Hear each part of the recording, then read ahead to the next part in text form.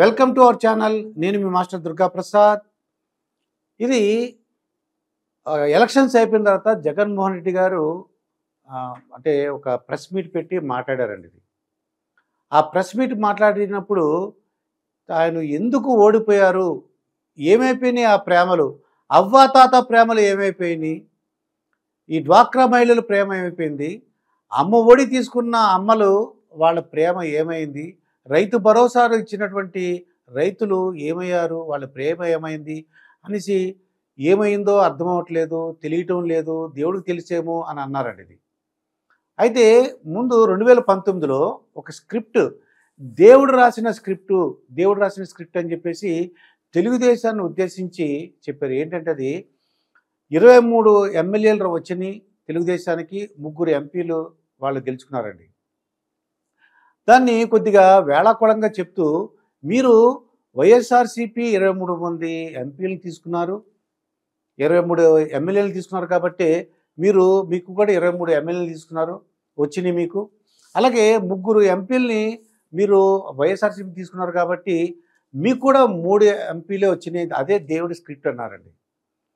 మరి 2024లో దేవుడి స్క్రిప్టు మరి ఎందుకు ప్రేమ ఏమైంది ఇవన్నీ అన్నప్పుడు మరి ఆయనకి 11 వచ్చినాయండి. అంటే తెలంగాణ ఎలక్షన్ జరిగినప్పుడు జనసేనకి ఉద్దేశించి బర్రె లెక్క కన్నా ఎక్కువ, అంటే బర్రె లెక్కకే ఎక్కువ ఓట్లు వచ్చినాయి, జనసేనకు తక్కువ ఓట్లు వచ్చినాయి అని చెప్పేసి ఒక వేళాకోళంగా మాట్లాడారండి జనసేన విషయంలో. అంటే తెలుగుదేశం పార్టీని అక్కడ వేళాకోళం చేశారు, ఇక్కడ జనసేన పార్టీని బర్రె లెక్కతో పోల్చి మీకు తెలంగాణలో బర్రె లెక్క కంటే కూడా ఎక్కువ ఓట్లు రాలేదని చెప్పేసి పవన్ కళ్యాణ్ని అవమానకరంగా మాట్లాడారు. మరి దేవుడు రాసిన స్క్రిప్ట్ 11 ఏంటి? దేవుడు రాసిన స్క్రిప్ట్ ఏంటంటే ప్రజలు రకరకాలుగా చెప్తున్నారు. ఆ స్క్రిప్ట్ ఏంటి చూద్దాం. అసలు ఇక్కడ నేలకీర్చిన నెల్లూరు అండి, మన సోషల్ మీడియాలో మొత్తం అంతా వస్తుంది. ఎలా అని, నేలకీర్చిన నెల్లూరు, ఖతం చేసిన కర్నూలు, కూల్ చేసిన కృష్ణ, కష్టం రుచి చూపించిన కడప, కారం పెట్టిన గుంటూరు కారం కదండి, అందుకని కారం పెట్టిన గుంటూరు, ఈడ్చుకొట్టిన ఈస్ట్ గోదావరి, అంటే ఎంత రైమింగ్ వర్డ్స్ అనమాట, చిత్తు చేసిన చిత్తూరు, అంతు చూసిన అనంతపురం, పడగొట్టిన పశ్చిమ గోదావరి, విసిరికొట్టిన విశాఖపట్నం. ఇక్కడ విశాఖపట్నం ప్రజలు విపరీతం అంటే మా స్టేట్లో ఫస్ట్ హయ్యెస్ట్ ఎమ్మెల్యేలకు వచ్చినటువంటి పల్లా శ్రీనివాసరావుకి, గాజువాక నుంచి వచ్చినటువంటి ఆయనకి 94,000 పైచిలకు ఆయనకి మెజార్టీ వచ్చిందండి. ఆ భీమిలో కూడా 2వ స్థానంలో ఉంది. అంటే విశాఖపట్నం రాజధాని చేస్తున్న ఆ ప్రజలే మాకు వద్దని చెప్పేసి హయ్యెస్ట్ మెజార్టీ ఇచ్చారన్నమాట అండి. ఇది కూడా జగన్మోహన్ రెడ్డి గారు అర్థం చేసుకోవాలి. నాకు తెలియటం లేదంటే ఇటువంటి కష్టాలు ఏంటి, ప్రజలు ఏం కోరుకున్నారు. అలాగే విరగ్గొట్టిన విజయనగరం, చితక్కొట్టిన శ్రీకాకుళం, పాతరేసిన ప్రకాశం, ఇలాగా సోషల్ మీడియాలో రైమింగ్ వర్డ్స్ లాగా చెప్పారండి. ఇది నాకు తెలియట్లేదు, దేవుడు తెలుసు ఏం జరిగిందో అని అంటున్నారు. కానీ వీళ్ళు అడుగుతున్నారు, మన పబ్లిక్ టాక్స్ వెళ్ళినప్పుడు కూడా చెప్పారు మాట అండి. ఏమని చెప్పారు? మీరు నవరత్నాలు మేము అడిగామా, మీ ఇంట్లో మంచి జరిగితేనే ఓటేమని అన్నారు, మేము నవరత్నాలు మేము అడిగామా, అమ్మ ఒడి కావాలని మేము అడిగామా, లేదంటే చేయూత ఇవ్వమని మేము అడిగామా, ప్రజలకి ఏం కావాలి, పోలవరం కంప్లీట్ చేయలేదని చెప్తున్నారు, రోడ్లు వేయలేదని చెప్తున్నారు, పరిశ్రమలు తీసుకురాలేదని చెప్తున్నారు. అలాగే ఈ రైల్వే జోన్ గురించి, విశాఖపట్నం వంటి స్టీల్ ప్లాంట్ గురించి ప్రజల ఆకాంక్షలు, వాళ్ళ యొక్క కోరికలు ఏమున్నాయి, మీరు అనుకున్నవే వాళ్ళ మీద రుద్దటానికి ప్రయత్నించారు తప్ప 1,70,000 కోట్లు మీరు బటన్ నొక్కి ఇచ్చానని చెప్తున్నారు.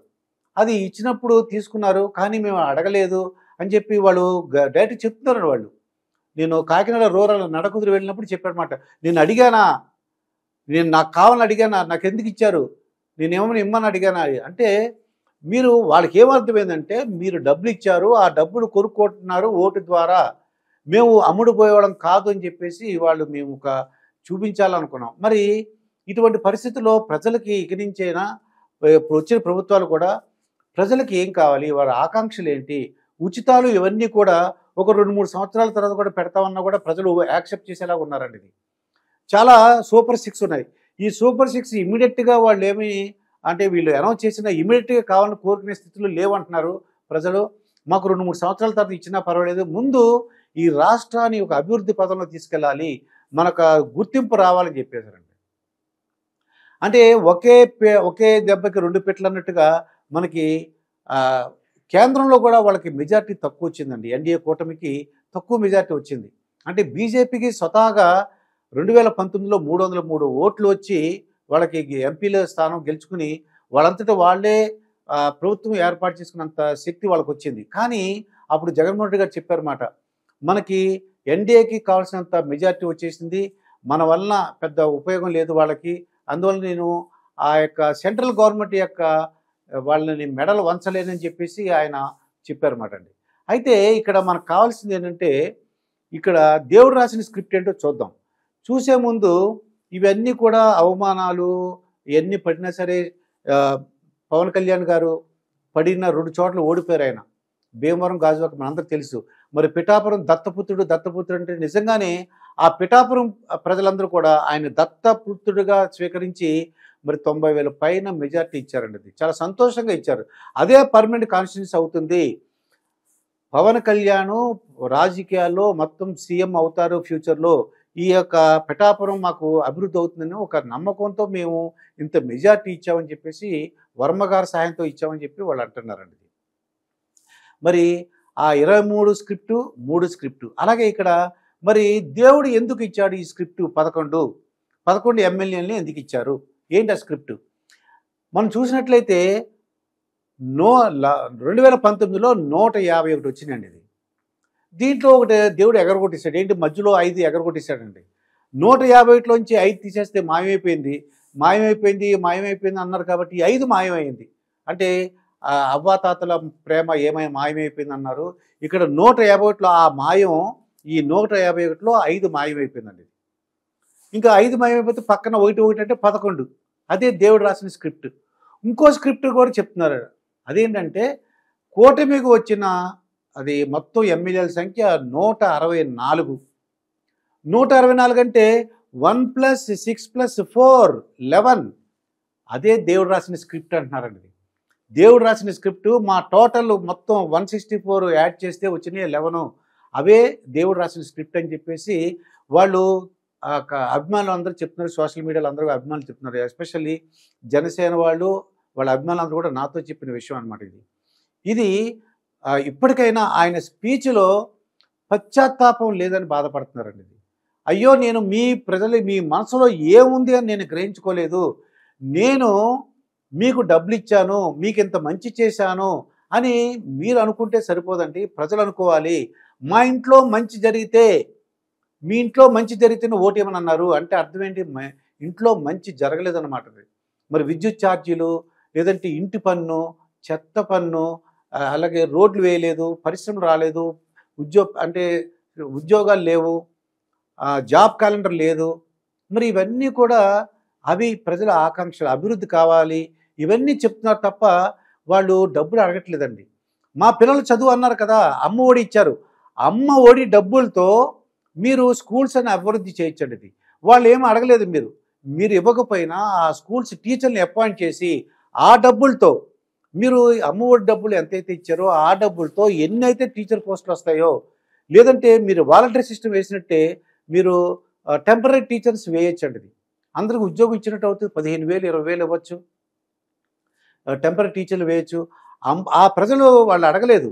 ఆ డబ్బుల్ని వాళ్ళు దేనికో అంటే తండ్రికి ఖర్చు పెట్టేసామంటున్నారు. తండ్రికి ఏంటి? ఈ మందు ఖర్చు పెట్టేసామంటున్నారు. అమ్మ ఒడైతే నాన్న బడి అయిపోయిందని చెప్పేసి ఆ డబ్బులను తీసుకుని నాన్న తాగడానికి వెళ్ళిపోయాడండి ఆ డబ్బులని చెప్తున్నారు. ఇదే కాకుండా మాకు వచ్చేది ఈ అమ్మ ఒడి ద్వారా 30 రూపాయలు అయితే మాకు పనులు లేవు. అలాగే వాళ్ళకి చాలా బాధలు ఉన్నాయండి. ఏ బాధలు?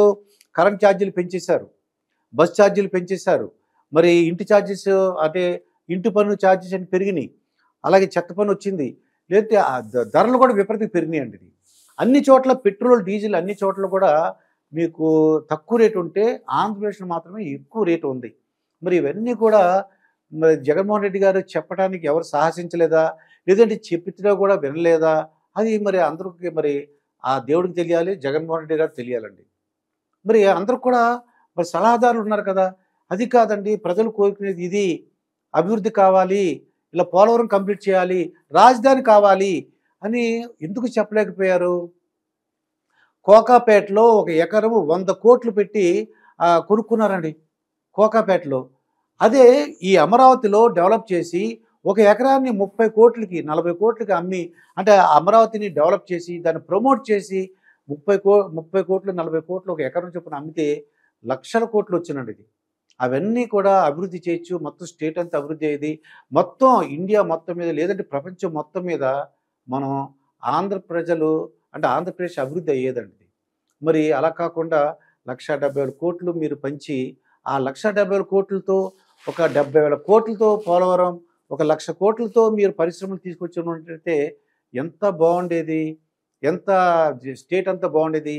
మరి ఇది ఎందుకు మీకు తెలియలేదు, ఇది ఎందుకు మీ వరకు రాలేదు అని ప్రజలందరూ అంటే అభిమానులు, మీరంటే ఓటేసి గెలిపించిన అభిమానులందరూ కూడా అలా కోరుకున్నారండి. నేను కళ్ళారా నేను చూశాను, వాళ్ళు వైసీపీ అభిమానులు కూడా ఉన్నారు, వాళ్ళు కూడా ఇలాగే మాట్లాడారండి.